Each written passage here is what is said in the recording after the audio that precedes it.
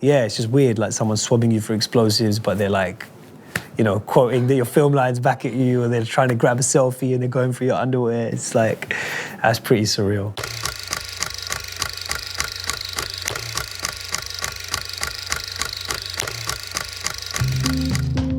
London-born actor Riz Ahmed has gone from being in British cult classic Four Lions to massive Hollywood projects like Star Wars and The Night Of. Ahead of the release of his new film, The City of Tiny Lights, we're here in Soho to talk to him. We've all got our stories, but our lies, our secrets. I dig them up, or I bury them. I've been traveling a lot, I guess, since last summer, because I had a lot of stuff that kind of came out one after another, starting with Born and then The Night Of and then Star Wars and then touring. And so it's been good to be back home for a bit, actually. I've been here for 2.5 weeks. Have you been back to your mum in Wembley? Why are you talking about my mum, man? Sorry. Why have to start talking about my mum? No, I'm joking. Yeah, no, I haven't been there, no. And how did you get into rap was that when you were a kid? Yeah, and I've always been a hyperactive kid, always been like a bit of a loudmouth, so I just fell in love with it straight away. It's the idea you could just talk that long and people would tell you to shut up. You get clapped for it. I was like, all right, great. So yeah, I got into it from when I was a kid. Tie to tie, vibe in the vibe. We're militant, you're on a milli vanilli vibe. Stopping refugees is just silly blood. What you know about Aeneas in the Iliad? Do you think you could do a rap about what we're doing right now? I mean, I used to freestyle a lot. I'm not that much, I don't do that much, but I mean, it's like you just look at whatever and think, you know, Riz is on the mic, you know, the shit gets hype. I'm walking around Soho with my fishnet tights. Yes, I like it. That was enough. I'm impressed already. That's enough, you're easily impressed.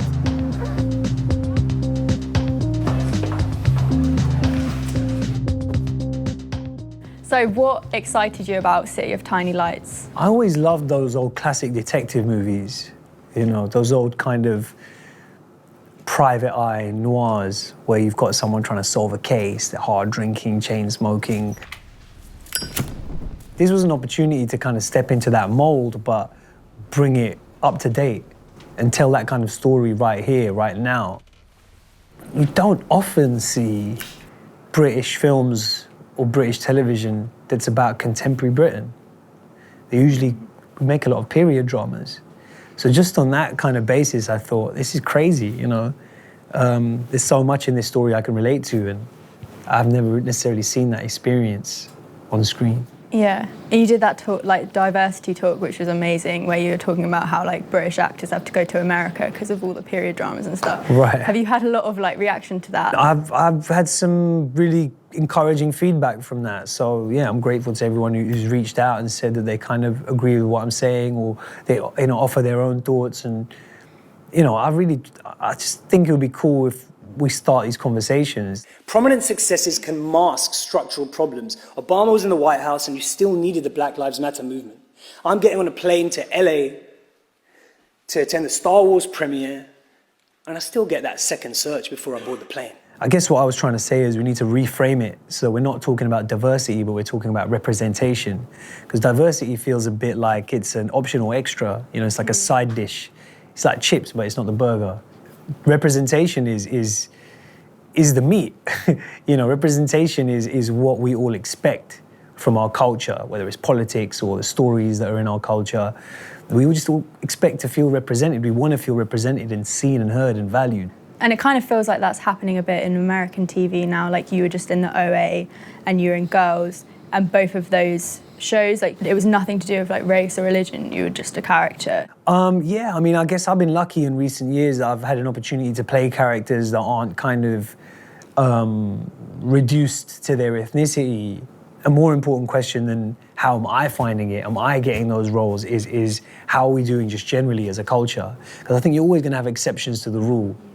And you're always going to have a few people that kind of manage to sneak through and get a shot at these things. But I think what matters more to me is that bigger picture when it comes to this issue. So obviously you've just done like 2 massive films, Star Wars and the Bourne movie. What has that been like for you coming like a celebrity? I don't know if that I feel like that from the inside of my life. My day-to-day life hasn't changed that much. In America, I guess, more people will just stop me in the street, and like sometimes Star Wars fans will turn up at like, music gigs I'm doing for me to sign stuff. But my life is not, I don't feel, it's not that different, I haven't gone out and bought anything, crazy. But maybe I should. Yeah, I think you should. One big expense, one blowout. This place, exactly.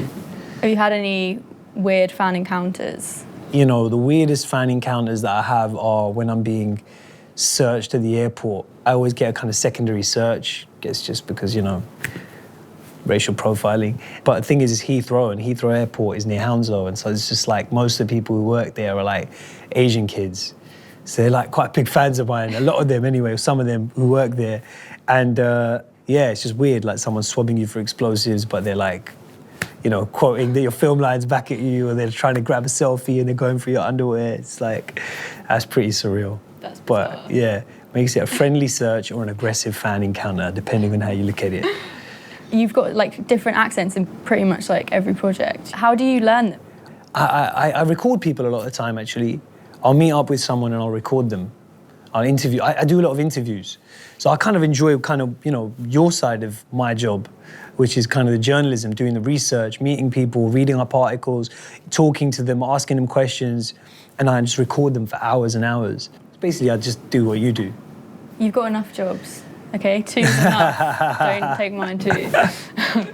What, have you found an accent that you can't do? One that's just too much? I'm not sure I can do Scottish. The only thing I've never been asked to do Scottish. If I got asked to do it, then I'd just do my homework and hopefully I could do it. But right now, the only thing I say in a Scottish accent is an old woman's voice say that there's a car parked on the road. So I'd say, there's a car parked on the road. There is a car parked on the road. That's really all I've weird. got. Yeah, I know, because I heard someone say that once. And it's just logged in That's there. all I've got, yeah. If you're Scottish, call me so I can record you.